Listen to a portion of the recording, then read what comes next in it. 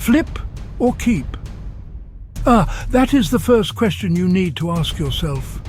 You walk into a flea market, an estate sale, my pawn shop, and you see something old. It catches your eye. Your first thought might be about how much money it's worth. That is the flipper in you talking. You want to buy it low and sell it high. It is a business decision. You are thinking about profit, about turning that old thing into cold, hard cash. It is a great way to make a living. But it is not the only way to look at an old item. You have to know your goal from the start. Then there is the other side of the coin. Maybe you see that same item and you do not think about money. You think about how it would look on your shelf at home. You think about the story behind it, who owned it, where it has been. That is the collector talking. You want to keep it. You want to enjoy it. The value is not in the dollars and cents. The value is in the joy it brings you. This is a personal decision, not a business one. To make money flipping antiques, you have to train your eye. You need to spot the signs of a profitable item quickly. The first and most important sign is market demand. You can love something all you want, but if nobody else is buying it, you are stuck with it. Look at what is popular right now. Mid-century modern furniture is a great example. People love the clean lines and simple wood. Vintage watches, especially well-known brands, are almost always in demand. You have to research what styles and items are currently trending online and in auction houses. Think like a buyer, not just a seller. Next, you need to become obsessed with maker's marks. I see it all the time in the shop. Someone brings in a piece of pottery or a silver spoon. To them, it is just an old object. But you flip it over and there is a tiny stamp on the back. That little mark can be the difference between a $10 item and a $1,000 one. Learn the marks for famous silversmiths like Tiffany & Co., Gorham. Memorize logos for pottery makers like Roseville, Weller. A maker's mark is like a signature. It proves who made it and can instantly add huge value. Condition is king when you are reselling. A buyer wants an item that looks good. They do not want to deal with a big restoration project. Look for items with minimal damage. No major chips, cracks or tears. Of course, a little wear can be okay. It is called patina and it shows the item's age. Always inspect an item carefully under good light. Run your fingers along the edges to feel for hidden chips. If it is in its original box, that is a huge bonus. Finally, think about logistics. Size and weight matter. A huge, heavy armoire is beautiful, but how will you get it home or ship it? Shipping costs could eat up all your profit. That is why small items are often the best for flipping. Easy to store, easy to pack, and cheap to ship. This makes your business simpler and your profits more predictable. Sometimes an item is just not meant to be sold. It is meant to be kept.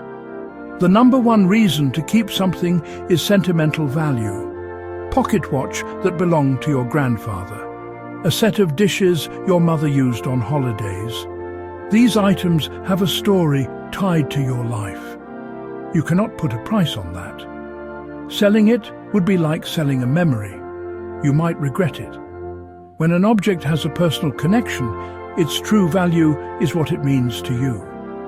That kind of value is not for sale. Another reason to keep an item. It's extremely fragile or unique. Hand-blown art glass, delicate. A rare book with a crumbling spine. Shipping that is a nightmare. It could break and you'd lose everything. If it has a one-of-a-kind story or is an incredibly rare find, you might be the best person to preserve it. A collector is a caretaker. You're protecting a piece of history. Sometimes the best move is to give it a safe home with you. Personal taste matters in collecting. Old maps, World War II memorabilia, vintage comic books. When an item fits your passion, it's a keeper. It doesn't matter if it's a hot seller. It matters that it completes a set or adds to your world.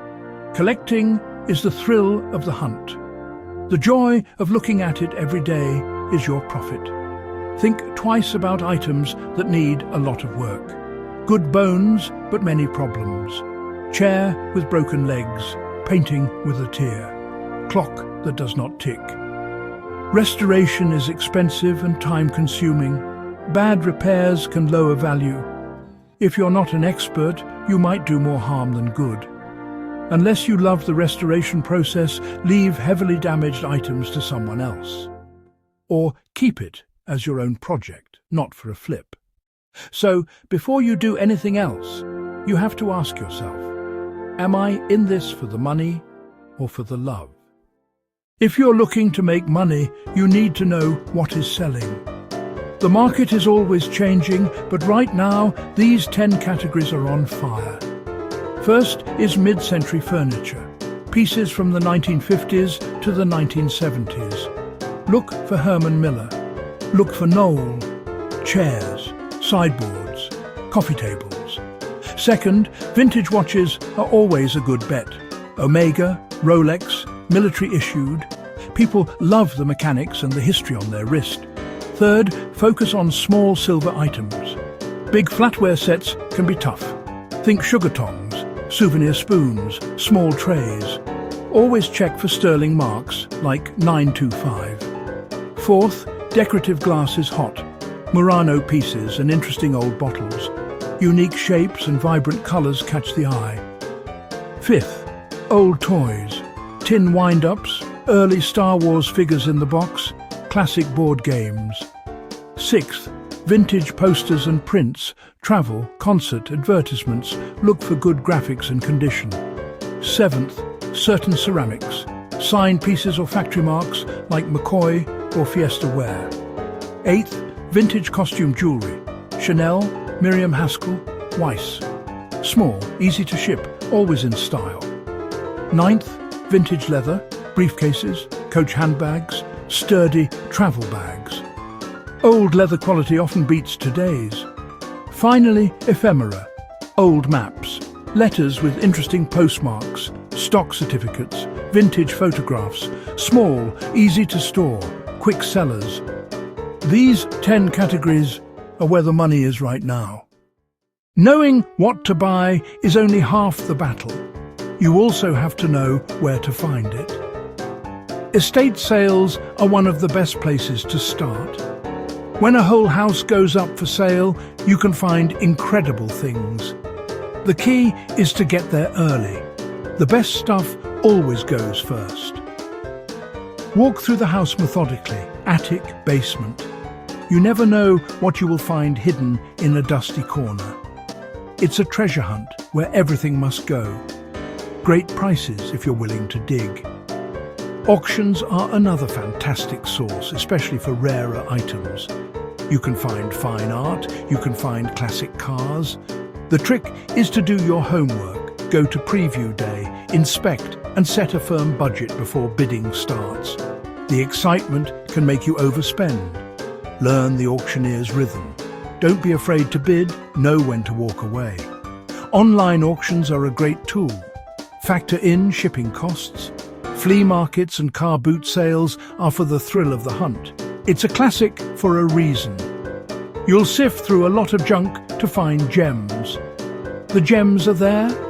Practice your negotiating skills. Most vendors expect you to haggle. Make a reasonable offer. Always bring cash. Get there as early as possible. The early bird gets the worm. Be prepared to walk away with nothing. Don't overlook local charity shops and thrift stores. They get new donations every day. Pricing is often done by volunteers who might not know true value. People have found priceless items for a few dollars. The key to thrift success is consistency.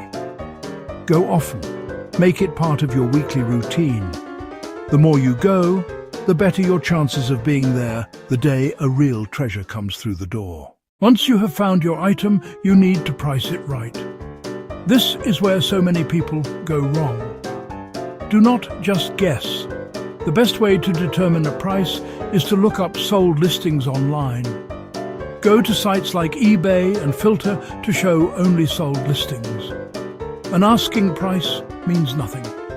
A sold price tells you what someone paid recently.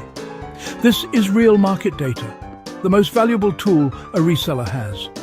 When it comes to cleaning, less is more. Your first instinct might be to scrub until it shines. That can be a huge mistake. Many collectors value original patina. Aggressive cleaning can strip it away. For most things, a gentle wipe with a soft, dry cloth is enough. For silver, use silver polish gently. For wood, use quality furniture wax. When in doubt, do nothing. Better dusty than damaged from cleaning. Writing a good description is crucial. Be honest and be thorough.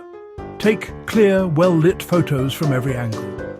Show any maker's marks. Take close-ups of any damage, no matter how small. In your description, tell the story if you know it. Mention the maker, the era, the materials. The more information you provide, the more confident a buyer will feel. Honesty about condition builds trust. A good description and great photos will sell an item faster than anything else. So here are your final steps. First, decide, flip or keep.